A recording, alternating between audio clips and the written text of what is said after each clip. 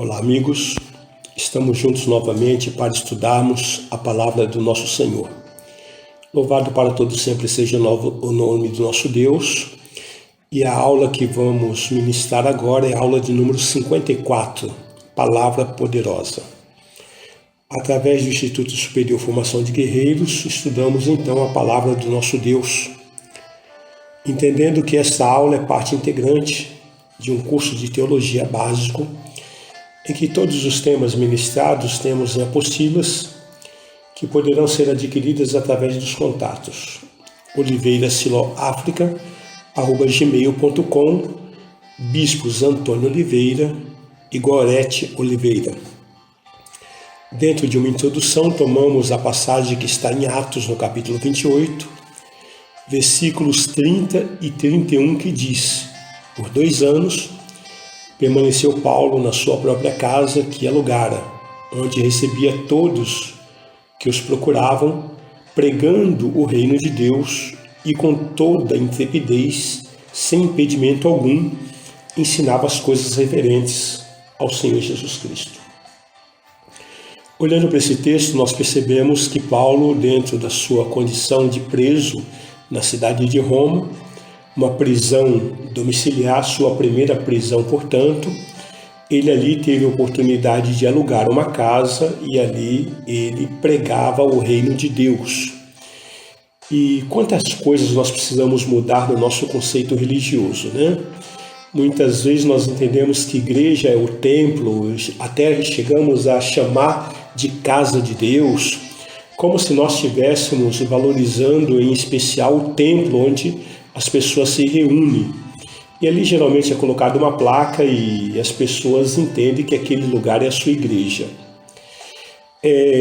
Nós entendemos que precisamos mudar e muito, porque igreja não é isso. Igreja não é paredes, igreja não é um salão, igreja não é um local onde tem uma placa, onde as pessoas se reúnem regularmente.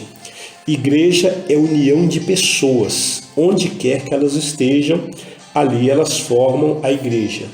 Se alguém perguntar qual que era a igreja do apóstolo Paulo, nós temos aqui uma evidência, era na casa dele. De repente, se você falar assim, minha igreja na minha casa, as pessoas vão se escandalizar. Por quê? Elas foram ensinadas, infelizmente, por uma liderança que em muitos casos são manipuladores, a dizer que você tem que ter um local onde você tem que ali servir ao Senhor, onde você tem que ali dar o seu dízimo, onde você tem que ali tomar a sua ceia. Tome muito cuidado, porque essas coisas ela implementa uma religiosidade na vida do ser humano que depois, para mover essas coisas, é muito difícil. Então, entenda que igreja de Jesus Cristo é reunião de pessoas. Pode ser na sua casa, pode ser num salão, pode ser numa praça, onde for, desde que haja uma liderança, desde que esteja falando das coisas de Deus, ali se estabelece igreja. Mas, infelizmente, a denominação veio trazer uma série de desastres na alma das pessoas, em que as pessoas, muitas vezes, elas estão fechadas.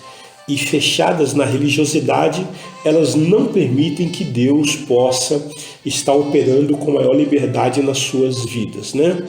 Então, atente para a palavra do Senhor e procure mudar a sua consciência, procure mudar a sua ótica.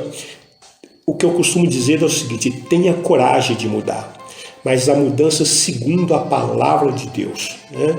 Porque por essas coisas a religiosidade tem lançado muitas pessoas fora. A igreja não tem sido, em muitos casos, inclusiva, e sim exclusiva.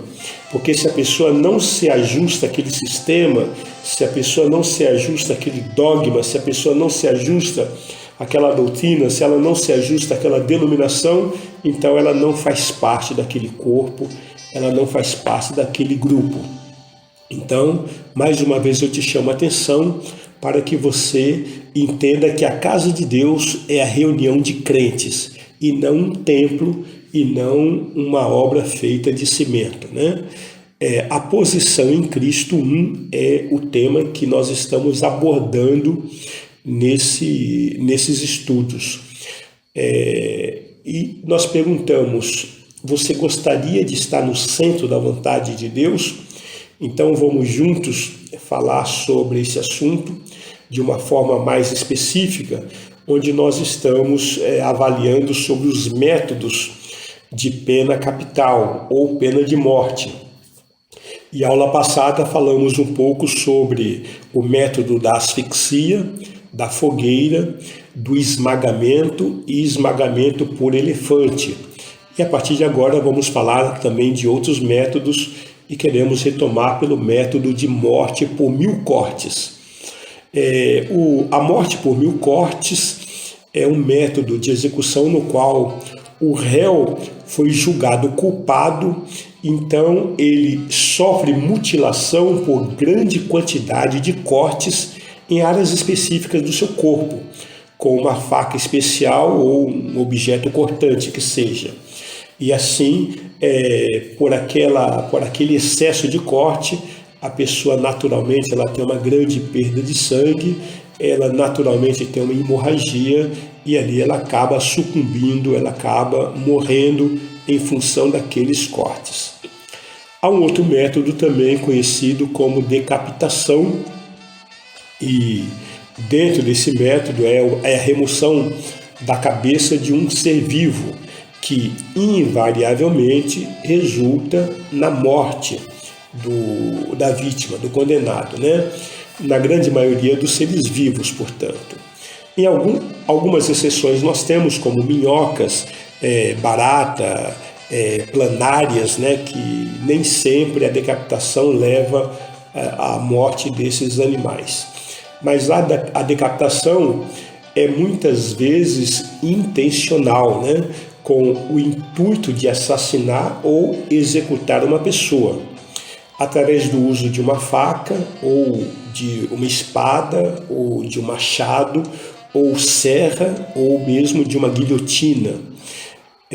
De maneira que a decapitação também pode acontecer por acidentes, através de uma explosão, ou acidente com veículos, né? Ou um acidente industrial, ou mesmo um acidente violento. Pode ocorrer uma decapitação. Em 2003, um homem britânico ele suicidou-se usando uma guilhotina feita por ele mesmo. A separação da cabeça do resto do corpo resulta invariavelmente na morte nos seres humanos. Então, a rápida perda de sangue, tanto da cabeça quanto do corpo, causa uma queda drástica, né, da pressão sanguínea, seguida da perda da consciência e morte cerebral em segundos. Então, a questão é saber o seguinte: como se mata? Nos países em que ainda é praticado, o método utiliza a espada ou um machado para cortar a cabeça do condenado.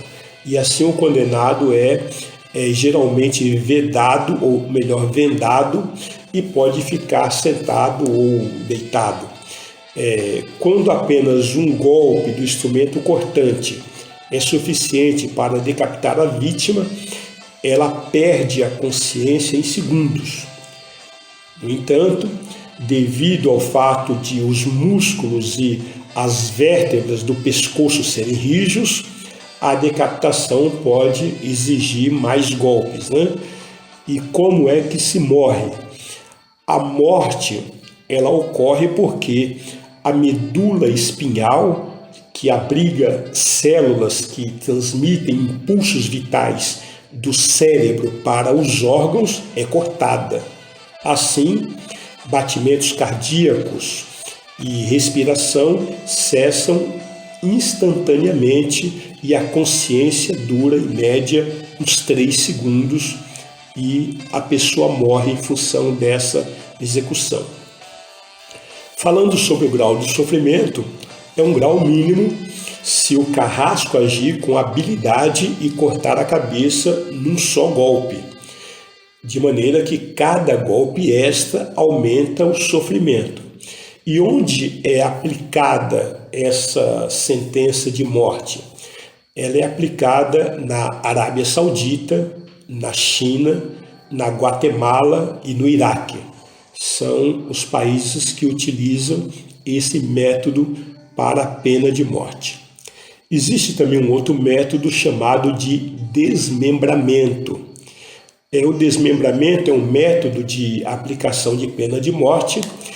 Nela, os 4 principais membros são arrancados do corpo, ou seja, as pernas e os braços. Também é conhecido como arrancamento.